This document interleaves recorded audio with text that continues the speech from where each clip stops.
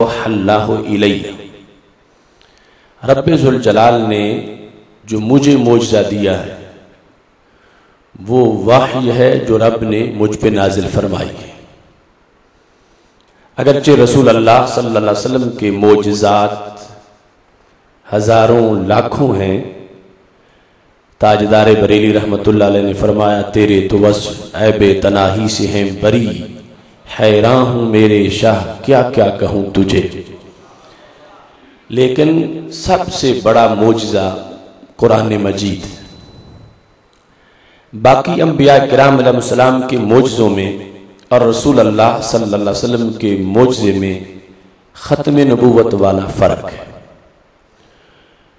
ان کے معجزے حسی تھے اور رسول اللہ صلی اللہ علیہ وسلم کا سب سے بڑا معجزہ حسی نہیں بلکہ عقلی ہے۔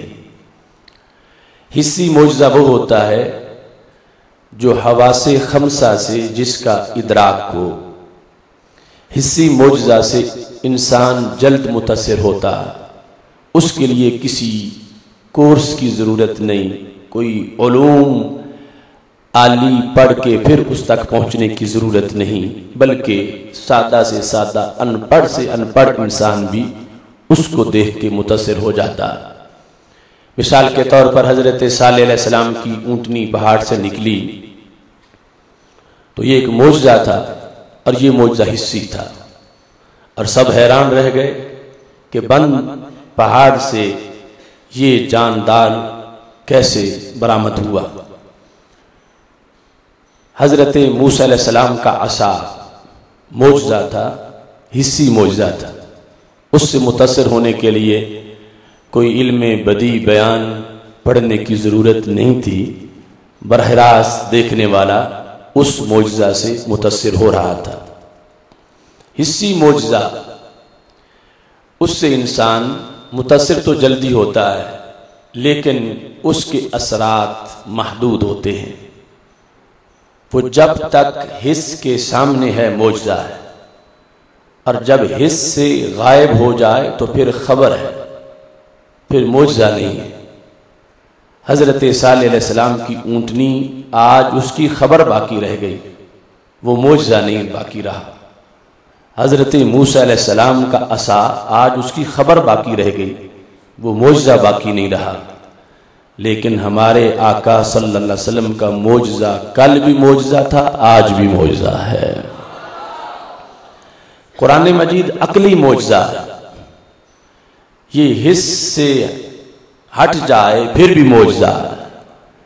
یہ کل بھی معجزہ تھا، آج بھی معجزہ ہے۔ اس نے جو اعلان کیا تھا ان کنتم فی ریب مما نزلنا علی عبدنا فأتوا بسورۃ من مثلہ وادعوا شہداءکم من دون اللہ ان کنتم صادقین، یہ اعلان کل بھی تھا، یہ اعلان آج بھی ہے۔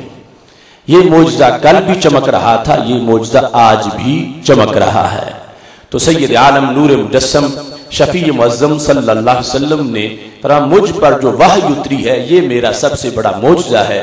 تو پتہ چلا کہ جن کی نبوت ایسی تھی کہ ان کے بعد اور انبیاء نے آنا تھا، رب ذوالجلال نے ان کو معجزے وقتی دیے، اللہ تعالیٰ نے ان کو معجزے عارضی دیے، اور جن کو خالق کائنات نے ختم نبوت کا تاج پہنا کے بھیجا ہے اللہ نے ان کو معجزہ بھی ہمیشہ کا عطا فرمایا ہے۔ قرآن مجید کی یہ آیت اگر تمہیں شک ہے تو میری آیت جیسی آیت بنا کے لے آؤ۔ یہ آیت اعجاز کو واضح کر رہی ہے کہ قرآن مجید برہان رشید باقی انبیاء کرام علیہ السلام کے معجزوں سے کتنا مختلف معجزہ ہے۔ اور یہاں یہ بات بھی ذہن میں رکھنی چاہیے کہ کلام الہی ہونے میں تورات، زبور، انجیل اور قرآن مشترک ہیں، مگر معجز ہونے میں قرآن معجز ہے، وہ معجز نہیں ہے۔ نہ تورات کا اعلان تھا، نہ زبور کا اعلان تھا، نہ انجیل کا اعلان تھا ان کنتم فی ریب مما نزلنا علی عبدنا۔ وہ کلام الہی ضرور وحی ہونے کی جو عظمت ہے وہ ان کو حاصل تھی، مگر انہوں نے چیلنج نہیں کیا کہ جسے شک ہو ہماری آیت جیسی آیت بنا کے لے آؤ۔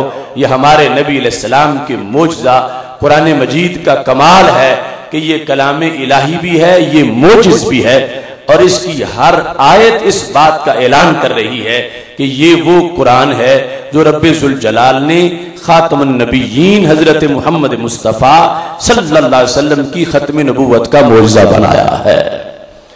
اس بنیاد پر چونکہ قرآن مجید کی کسی آیت کا جواب نہیں بن سکتا تو ہر آیت ہی ختم نبوت کو بیان کر رہی ہے۔ سید عالم نور مجسم شفیع معظم صلی اللہ علیہ وسلم نے اس حدیث کے آخر میں جو جملہ بولا وہ اس سارے مضمون کو واضح کر رہا ہے۔ فرمانے لگے ارجو ان اکون اکثرہم تابعا، جب رب ذوالجلال نے مجھے معجزہ عقلی دیا، معجزہ ہمیشہ رہنے والا دیا، معجزہ ہمیشہ باطل کو للکارنے والا دیا، معجزہ ہمیشہ تر و تازہ رہنے والا دیا، تو پھر فرمایا مجھے امید ہے جتنے میرے غلام ہوں گے اتنے کسی کے غلام نہیں ہوں گے، چونکہ میں دنیا سے چلا بھی گیا، میرا معجزہ لوگوں کو دعوت دیتا رہے گا، میرا معجزہ لوگوں کو میری طرف بلاتا رہے گا۔ تو قرآن مجید برہان رشید کو رسول اللہ صلی اللہ علیہ وسلم نے اپنی نبوت کے لحاظ سے اتنا بڑا داعی قرار دیا، فرمایا یہ دعوت لوگوں کو دیتا رہے گا اور کسی کی گنجائش باقی نہیں بچی اور کوئی آ ہی نہیں سکتا، میرا قرآن دائمی ہے، میرا معجزہ دائمی ہے، میری نبوت ہمیشہ کی ہے۔ اس بنیاد پر باقی تمام انبیاء کرام علیہ السلام کی امتیں ایک طرف، مجھ اکیلے کی امت ایک طرف۔ لہٰذا قرآن مجید کے لحاظ سے جس وقت ختم نبوت کی بات کی جائے گی تو الحمد سے لے کر والناس تک پورا قرآن، اس کا معجز ہونا، اس کی ہر آیت کا اعجاز، ہر لفظ کا اعجاز یہ واضح کر رہا ہے کہ رب ذوالجلال نے جس سینے پر اس کو نازل کیا ہے ان کو خالق کائنات جل جلالہ نے ختم نبوت کا تاج پہنایا ہے۔ ارجو ان اکون اکثرہم تابعا، مجھے امید ہے کہ میں سب سے بڑی امت والا ہوں گا، جتنے میرے پیروکار ہوں گے نبیوں میں اتنے کسی کے نہیں ہوں گے۔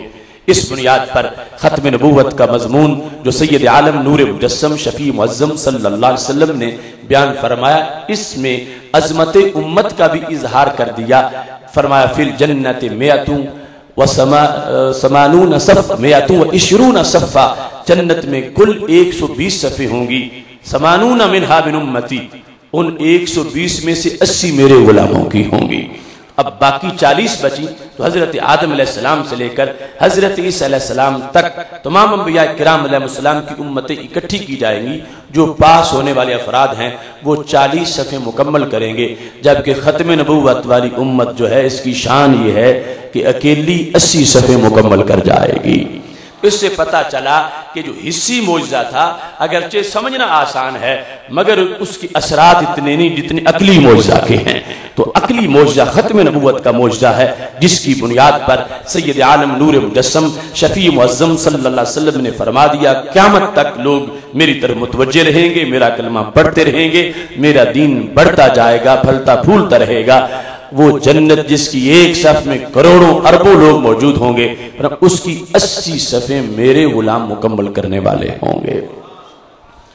قرآن مجید برہان رشید میں چند وجوہ کے لحاظ سے ہم ختم نبوت کا مضمون قرآن مجید کے دلائل کی اس بات کی روشنی میں تقسیم کر سکتے ہیں۔ اس میں اگر قرآن مجید کی آیات کا اسلوب دیکھا جائے وہ اسلوب بھی ختم نبوت کو بیان کرتا ہے، اگر مضمون دیکھا جائے تو مضمون بھی ختم نبوت کو بیان کرتا ہے۔ سید عالم نور مجسم شفیع معظم صلی اللہ علیہ وسلم کی رسالت کا جو بیان ہے وہ بیان بھی باقی انبیاء کرام علیہ السلام کی رسالتوں کے لحاظ سے منفرد ہے، وہ بیان بھی ختم نبوت کی وضاحت کرتا ہے۔ اس واسطے صرف چند آیات نہیں، اگر تفصیلی مضمون کے لحاظ سے دیکھو گے تو پھر بھی سینکڑوں آیات ہیں جو اس پورے قرآن کے اجمالی مضمون کو تفصیلی انداز میں بھی بیان کرتی ہیں۔ اس سلسلہ میں جو نبوت اور رسالت کا دائرہ ہے وہ بھی اس بات کو واضح کرتا ہے۔ حضرت عبداللہ بن عباس رضی اللہ تعالیٰ عنہ کا قول جو موجم کبیر طبرانی میں موجود ہے، کہتے ہیں اللہ تعالیٰ نے فرمایا وَمَا أَرْسَلْنَا بِالرَّسُولٍ